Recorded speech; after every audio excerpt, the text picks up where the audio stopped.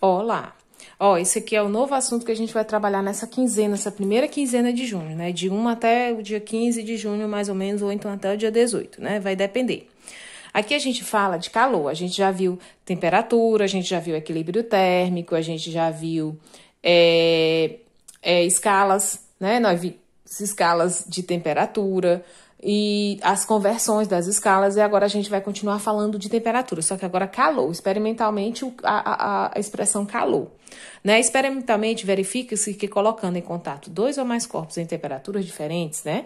Com aquela história da água morna com a água fria, ou então colocar o leite com leite, né? Quem não coloca a questão do leite do pó, né? Do leite, né? A questão de utilizar o leite mesmo de gado ou o leite já desmanchado, né? Em forma líquida.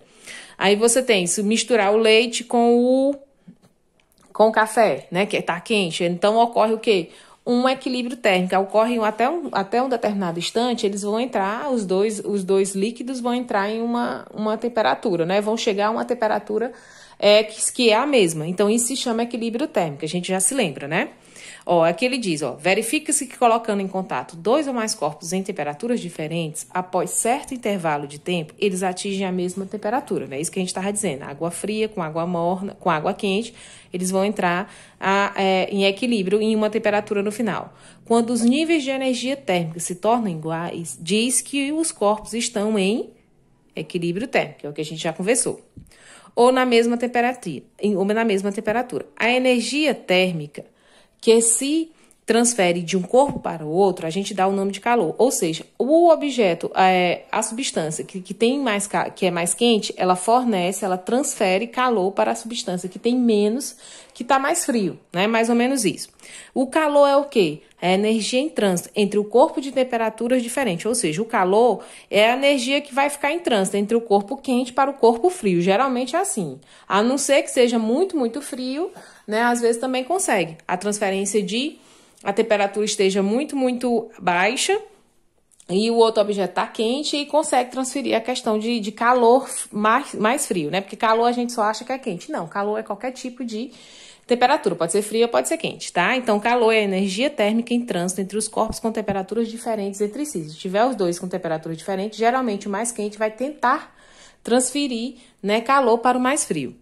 Na natureza, o calor transita ou se propaga espontaneamente de um corpo que apresente maior temperatura para outro com menor temperatura. É o que a gente acabei de falar para vocês, né? Sempre o de maior temperatura vai tentar passa energia para aquele que tem menor temperatura.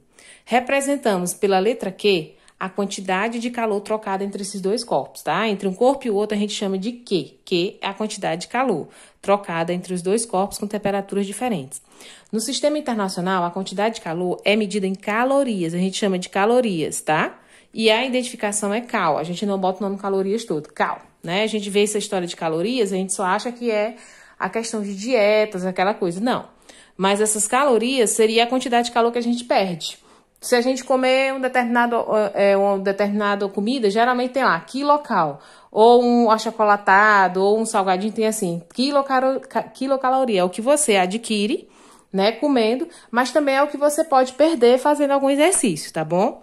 E aí nós vamos ver agora as trocas de calor. Um corpo ao receber ou ceder calor pode sofrer dois efeitos diferentes, a variação da temperatura ou a mudança de fase.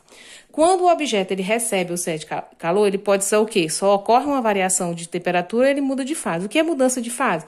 É passar de um estado físico para o outro. Vocês se lembram quais são os três estados físicos da matéria? Sólido, líquido e gasoso.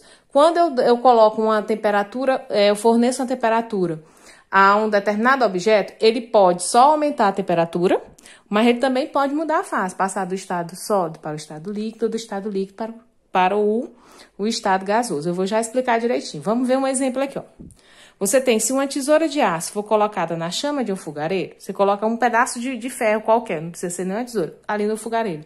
Ele sofre um aquecimento, é a mesma coisa que ocorre quando a gente esquece uma colher de alumínio ali, de ferro, dentro da panela, né? Ela vai ser aquecida, isto é, aumenta a temperatura. Aí eu pergunto para vocês, ele vai só aumentar a temperatura, né? Essa tesoura ou essa colher, ou ela vai mudar de fase, ela vai passar do estado sólido para o estado líquido? A gente vê que só aumenta a temperatura, né?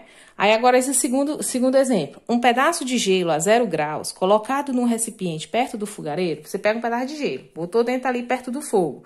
O gelo ele vai fazer o quê? Ele vai absorver o calor até derreter completamente, mudando de fase sólido para o fase líquida. Então aqui, esse calor fornecido a esse gelo fez com que ele ocorresse a passagem do estado sólido para o estado líquido. Já no primeiro exemplo, não. Houve só o aumento da temperatura da tesoura, não é isso?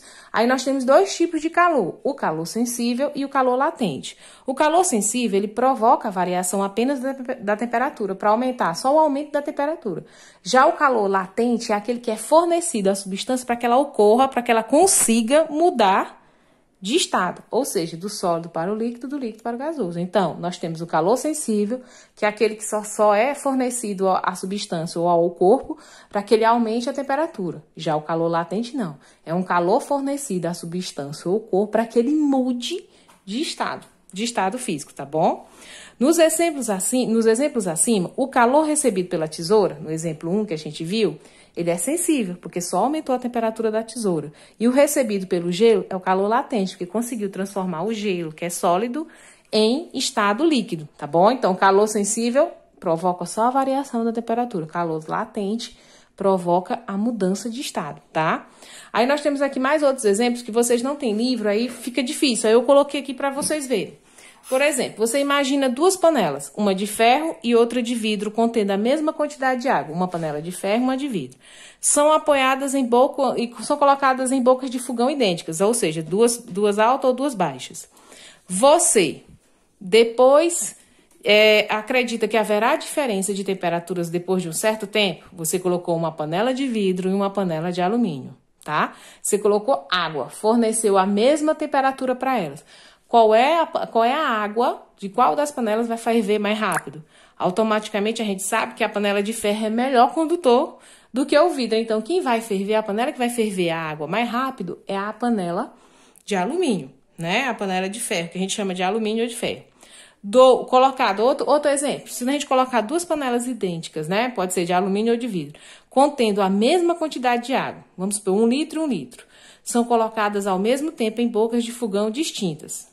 Uma com uma indicação de alta, e agora aqui eles botam assim, são duas panelas iguais, com a mesma quantidade de água, só que uma é colocada na boca do fogão mais alta, e a outra é colocada no mar baixo, tá? Você acredita que haverá diferença no tempo para ferver a água? O que vocês acham? Aquela panela que foi colocada na boca que fornece mais calor, ou aquela que fornece menos calor, qual é delas que tem diferença? Claro que sim, né? Pois quanto maior a chama do fogão, maior a quantidade de calor fornecida e mais rápido a água ferve, né? Isso todo mundo sabe disso. Aquela boca do fogão maior, ela vai fornecer maior quantidade de calor, automaticamente ela vai ferver mais rápido, né? Outro exemplo, nós temos duas panelas idênticas, uma contendo 1 litro de água e outra só meio litro. Uma 1 litro e outra meio litro. São colocadas em bocas de fogão idênticas, né? Vamos por alto, alto ou baixo, baixo. Você acredita que uma delas irá ferver primeiro do que a outra? Ou uma tem 1 litro e a outra tem meio litro? Obviamente, a gente vai entender que aquela que tem menor quantidade de massa, que no caso é meio litro, ela vai ferver mais rápido, né? Sim, pois quanto menor a massa, maior a variação da temperatura, né? Isso porque vai demorar mais tempo o que tem 1 litro vai demorar mais tempo pela ser transferido o calor da chama para com que ela possa aquecer a água até que ela chegue em equilíbrio térmico e ferva a 100 graus. Vai demorar mais. E aquela que tem meio litro vai demorar menos, tá bom? E aí, agora nós vamos começar as nossos primeiros cálculos, que é aquela o quê? Cálculo de quantidade de calor sensível. Agora nós estamos aprendendo como calcular calor sensível. O que é calor sensível? É aquele que apenas provoca a variação da temperatura. Vocês anotam o que vocês acharem interessante durante o vídeo, tá bom? Como é que faz o cálculo da quantidade de calor? Você vai usar essa formulazinha aqui, ó. Q é igual a M vezes o C vezes esse delta com esse T. Esse delta T a gente chama de variação de quê? No caso, a gente está falando de calor. Calor é variação de temperatura. Então, esse delta T aqui não é tempo, é temperatura, tá bom? Aí vocês anotem aí. Q, quantidade de calor. O Mzinho, eu esqueci de botar aqui, mas o Mzinho representa o quê? A massa, tá? Geralmente ela é dada em gramas ou quilos, tá? A quantidade de calor é dada em calorias. O calor específico, esse Czinho aqui, geralmente eles dão, né? Porque cada material tem um calor específico diferente. A água é aí tem um enxofre, aí tem outros. Toda substância tem um valorzinho de calor específico. Existe uma tabelinha, mas na questão, geralmente, eles colocam o valor do C, tá bom? E a variação da temperatura. Isso aqui é uma variação. Significa o quê? Que vai ter uma temperatura inicial e uma temperatura final que você vai ter que diminuir. Mas a gente vai ver esse cálculo. Então, anota aí. Q igual a M vezes C vezes ΔT. Q, quantidade de calor. M, massa. C, calor específico. ΔT, variação da temperatura. E tem outra formulazinha que a gente chama de capacidade térmica. Qual é a capacidade térmica que um determinado objeto... Qual é a variação de temperatura que determinado objeto pode chegar? A gente chama de capacidade térmica. É identificado por um C grande. Cuidado, ó. Existe o C pequeno, que representa calor específico. E o Czão se chama capacidade térmica. Então, C grande é capacidade térmica, C pequeno, calor específico. Capacidade térmica é igual a massa vezes o Czinho, que é o calor específico. Então, capacidade térmica é igual a M, que representa a massa, e o Czinho, que representa calor específico, tá? Então, nós temos duas formas. Anota, Q igual a M vezes C vezes ΔT, e capacidade térmica, que é C igual a M vezes C, tá bom? Vamos começar os exemplos. Vou quebrar esse vídeo em duas partes para não ficar muito grande, tá? Vamos ver aqui a questão dos exemplos. Esse exemplo aqui já está respondido. Esse material a gente utiliza do mesmo material que é enviado para os alunos sem acesso à internet, tá? Vou pegar aqui um papelzinho e vou colocar ele aqui ao mesmo tempo. Vamos lá. Pra gente fazer. Fica mais fácil. Só um instante. Vamos ver, Miguel. Aí vou botar aqui para ninguém ver como é que faz, como é que calcula.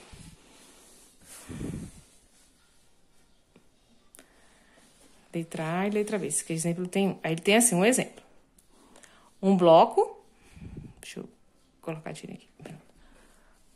Ficou bem melhor. Um bloco de cobre tem 200 gramas. 200 gramas, a gente já está dizendo. Qual é a fórmula que a gente vai trabalhar? São duas formas. Ou é carga, quantidade de calor, desculpa, carga não. Que quantidade de calor é igual a massa, vezes o calor específico, vezes a variação da temperatura. Ou é a capacidade térmica. Como é que calcula a capacidade térmica? Como é que calcula a capacidade térmica? C é igual a M, massa vezes o calor específico. A gente vai ver qual das fórmulas vai usar. Vamos ver o que ele me dá primeiro. Né? Aqui na questão ele diz assim. Um bloco de cobre tem 200 gramas. Se ele tem 200 gramas, não é isso? Então, a massa é 200 gramas. Vamos botar para cá, 200 gramas. Sofre um aquecimento de 25 para 70. Eu não disse que tem uma variação da temperatura sempre.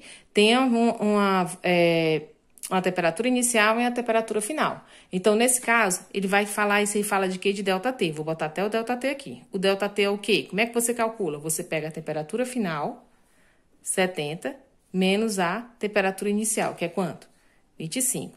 70 menos 25, você vai achar o quê? 45 graus. Então, a variação da temperatura entre a maior e a menor, ou melhor, a final para a inicial, é 45. Pronto, encontramos o ΔT.